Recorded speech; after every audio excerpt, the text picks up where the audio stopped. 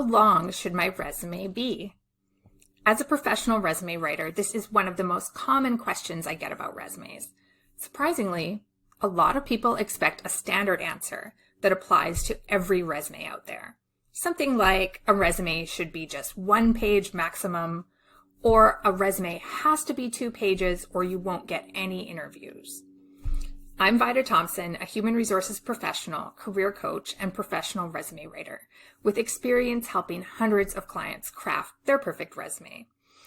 And I want to let you know that when you're asking this question, you need to realize that there's no one-size-fits-all answer, because the length of your resume depends a lot on your level of experience. So if you're hearing advice like, your resume should be 1 page maximum, without taking into consideration how much experience you have, you need to watch this video. If you're a new or recent graduate with limited work experience, generally 3 years or less, your resume should most likely be 1 page. Since you're at the beginning of your career, you likely won't have enough work experience to fill up 2 pages yet, and that's okay.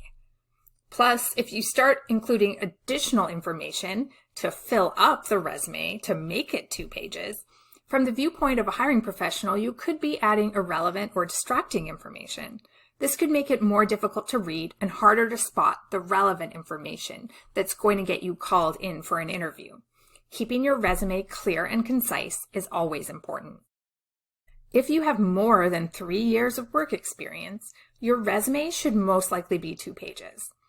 Since this amount of experience describes most people out there, as a result, I usually say the majority of resumes out there should be 2 pages long. If you've worked in multiple positions, completed education, certifications, and training, it's not likely your resume will fit on 1 page.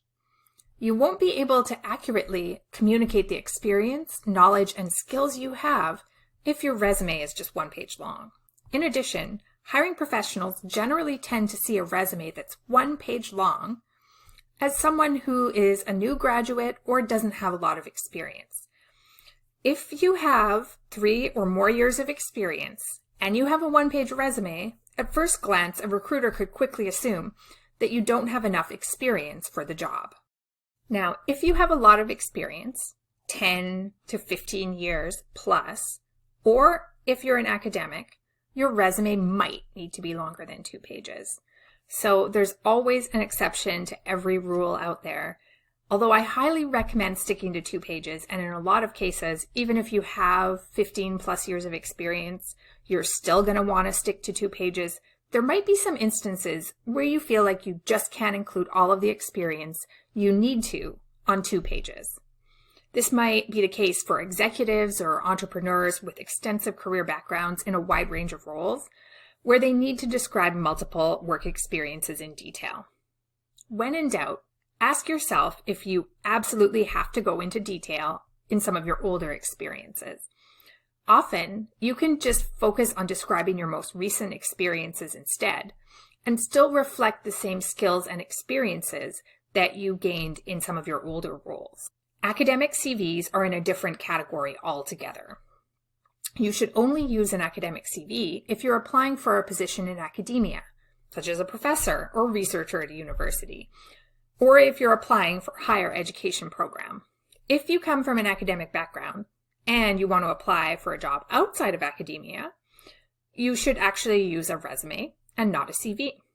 Tip: use an additional experience section. So if you feel like you're running out of room and want to keep your resume to 2 pages, why not include an additional experience section for some of your older experience? This way, you can still keep the experience on your resume and show the job titles, companies, and dates you worked, but you don't need to include a full description, which will help you save some space. It's likely your most recent experiences are going to be much more relevant to the roles you're applying for anyway, and this will then help you keep the focus on those positions. Final tip: don't use a resume with an incomplete page. So your resume should always be a complete page, never 1.5 pages or 2.5 pages. Having a half page as part of your resume just makes it look incomplete and unprofessional. Interested in learning more? Download my free resume checklist, link in the comments, to learn more about the 3 simple steps you need to take to write a resume that starts getting you interviews. My Ultimate Resume Writing course will teach you how to do everything I've just mentioned. If you've got some spare time on the weekend, the course can be completed in just a couple of days. So if you want to start getting interviews sooner, sign up today.